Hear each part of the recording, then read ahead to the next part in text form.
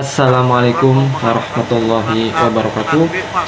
Bapak Ibu, Habib Lutfi akhirnya menanggapi polemik ini ya. Jangan sampai Kata kita Habib mau Lutfi, tergoyang oleh hal-hal terserah yang demikian. mau percaya atau tidak Setuju?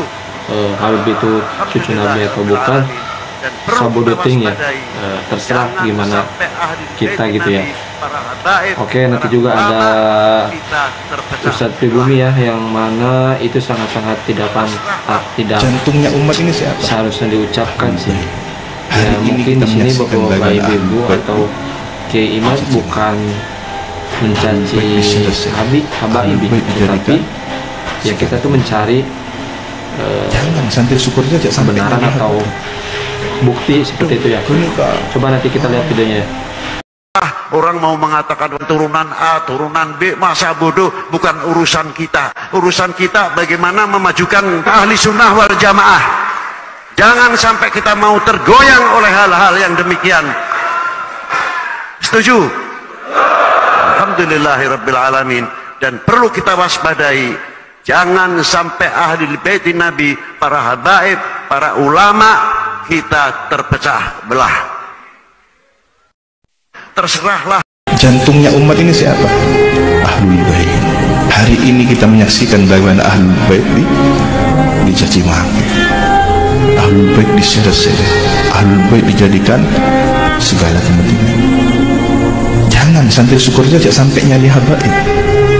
Padahal gini kak, nopang tak bisa aja belesan. Dari tadi kemana? Urusan beliau begitu sudah tahu semua gitu. Kekurangannya di situ. Kalau kita ini punya guru, punya duriahnya guru gimana?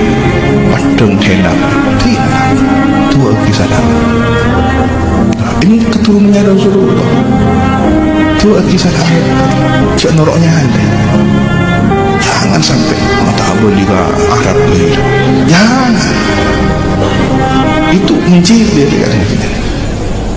Doakan selamat, doakan baik, doakan hidayah agar nggak kembali pada kita kan gitu. Nah, di sini kita baca komentar sedikit ya dari netizen. Komentarnya, Ahlul Bait dari mana otak itu dipakai? Waduh, selalu minta diagung-agungkan tapi mengatasnamakan Allah yang nyuruh. Ternyata komentarnya seperti itu semua ya. Bapak Ibu, kita lanjut ke video. Kapitalisasi umat itu yang saya tentang selama ini ya. Bahkan saya pernah matur ke Abah Lutfi, bah saya suka galak ke habaib-habaib yang suka merugikan umat, yang bandel-bandel, apalagi suka bikin ricuh di negara ini. Kata Abah, oh saya toh ini Al-Quran dari rumah sini ya, baru saja saya minta dan belum saya baca juga, baru saya ambil, saya buka sebuah surah, yakni surah Al-Ahzab. Di dalam surah Al-Ahzab pada ayat ketiga, lebih memiliki keistimewaanкah kita dibandingkan istri Rasul? Jangan salah kaprah, istri Rasul yang mendapatkan keistimewaan saja, mereka ternyata diancam dengan ayat ini. Kalau melakukan keburukan 2 kali lipat adabnya, entah di dunia ataupun di akhirat. Bukan hanya saat di akhirat saja, di dunia pun. Lalu ayat berikutnya di ayat 30 surat 31, wa may yaqnut minkunna lillahi wa rasulihi wa ta'mal salihan nu'tiha ajraha marrataini wa a'tadna laha rizqan karima. Wallahu wa rasul alam bi murdi wa ma'na. Wa may yaqnut minkunna lillahi wa rasulih. Siapa yang anut tumut, siapa yang nurut, siapa orang yang mengikuti di antara kalian kepada Allah dan Rasulnya, kemudian dia mengamalkan amal soleh, wa ta'amal solihan nu'tiha, maka kalian istri-istriku akan diberikan oleh Allah ajroha, pahala dari kebaikan tersebut, marrotaini, 2 kali lipat. Wa a'tadna laha rizqan karima, dan kami janjikan kepadanya rizki yang sangat mulia. Apa itu? Nanti kenikmatan di surga. Jadi keluarga Rasul kalau melakukan keburukan, adabnya 2 kali lipat. Keluarga Rasul kalau melakukan kebaikan, pahalanya 2 kali lipat. Nah, ini namanya, ini targhib. Apa itu targhib? Motivasi.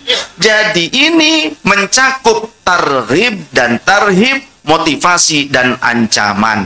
Kemudian ayat berikutnya, ya nisa'an nabi lastunna ka ahadim minan nisa'i in ittaqaitunna. Wahai istri-istri Nabi, kalian itu tidak seperti wanita-wanita lain, tapi syaratnya ini taqaitunna, jika kalian bertakwa. Tuh, kalian itu berbeda dengan wanita yang lain kalau kalian bertakwa. Kalau tidak bertakwa berarti sama saja. Ini istri Nabi, apalagi cuma keturunannya yang sudah 14 abad. Jadi jangan songong panjenengan. Ya, jangan songong. Mentang-mentang keturunan, baru keturunan ini istri Rasul. Kalau tidak takwa, tidak manut kepada Allah dan Rasulnya, ya sama saja dengan wanita yang lain. Nah, kita sekarang keturunannya, keturunan Rasul sudah 14 abad, sudah jauh. Wah, Masya Allah. Sudah paling saripatinya berapa? Gitu kan? Persentasenya berapa? Gitu. Kalau kita nggak nurut kepada Allah dan Rasulnya, jangan kita sombong dengan nasab kita, membangga-banggakan diri. Apalagi sampai mengkapitalisasi dalil, mengkapitalisasi ayat. Jangan sampai kita justru melakukan sebuah feodalisme. Ini yang saya lawan selama ini, yang saya tentang selama ini. Tapi sayangnya, beberapa bulan yang lalu, saya tausiah, bukan beberapa bulan sih, sudah agak lama, tausiah di Brebes. Pada saat mau tausiah, sudah di panggung. Itu acaranya Haul Syekh Abdul Qadir. Haul Syekh Abdul Qadir. Karena saya juga memiliki, ada garis nasab ke Syekh Abdul Qadir juga. Jadi saya itu dari 2. Saya dari Al-Hasani dan Al-Husaini. Dari 2. Dari kakek dan nenek saya. Bermuara ke ayah. Itu. Jadi ayah saya itu Al-Hasanaini. Jadi jalurnya, darahnya dari Al-Imam Hasan dan Al-Imam Husain. Ayah saya tuh. Dari Al-Hasanain. Tapi ya, ini sepintas saja ya, saya bukan sedang menggadang-gadang diri, wala fakhra, bukan untuk menyombongkan diri, bukan. Nah, ketika di Brebes itu, pada saat acara Haul Syekh Abdul Qadir, sudah di panggung ceritanya, kemudian para kiai saya minta naik juga. Ya, saya selalu minta para kiai temani saya. Bahkan biasanya saya nggak mau pakai kursi, tapi kalau sekarang nggak pakai kursi, kehalangan ini pohon nih, gitu kan. Gantengnya saya nggak kelihatan gitu. Saya jarang mau pakai kursi sebetulnya, karena merasa tidak sopan. Jadi mohon izin, mohon maaf ini. Para guru, saya ada di atas di sini, bukan ingin menggurui, bukan merasa saya lebih mulia, bukan. Mohon maaf, karena memang di seluruh panitia sudah duduk, kalau nggak duduk di kursi, di bawah nih nggak kelihatan gitu. Oleh ibu-ibu ngobrol nantinya yang ada. Pada saat itu, sebelum saya menyampaikan kajian ilmiah, sebelum saya menyampaikan pengajian, ngobrol dulu tuh ada, bukan obrolan sebetulnya, ada unek-unek yang disampaikan oleh kiai-kiai setempat. Jadi kan banyak nih kiai-kiai. Pada saat itu mereka menyampaikan kejadian, ini hampir seperti barusan. Nah, kalau barusan kan di dalam ngomongnya. Kalau waktu itu di panggung ngomongnya, persis di samping saya. Kiainya nggak pernah pakai sendal, nyeker, nggak punya sendal. Tapi pernah didatangi oleh orang-orang yang ngaku keturunan Rasul, yang minta duit, aneh mau ngadain maulidan. Dikasih uang sekitar mungkin 300.000. Kemudian udah dibawa, keluar udah meninggalkan rumahnya, dibuka, kemudian mencak-mencak datang lagi, marah. Ke kiai, saya manggilnya kiai nyeker karena beliau bilang kiai nyeker juga gitu kan, padahal namanya bukan itu, alumni dari Kempek, alumni Kempek pesantren Cirebon. Masya Allah, mintanya apa? Minta uang ratusan ribu, yang merah-merah tuh ratusan ribu, bukan ratusan rupiah zaman dulu, bukan, merah juga kan sama, ratusan ribu sebanyak 99 lembar. Jadi berapa duit? Ya Allah, 9.900.000. Masih mending kalau barusan katanya diminta 33 juta. Aja mana tadi dia? Aja. Oh, saya mau nih. Cacakan lain orang dia ya. Karena lo menjadi orang dia kudu kawin halinya orang dia ber. Gitu kan? Jadi akhirnya terbawa suasana.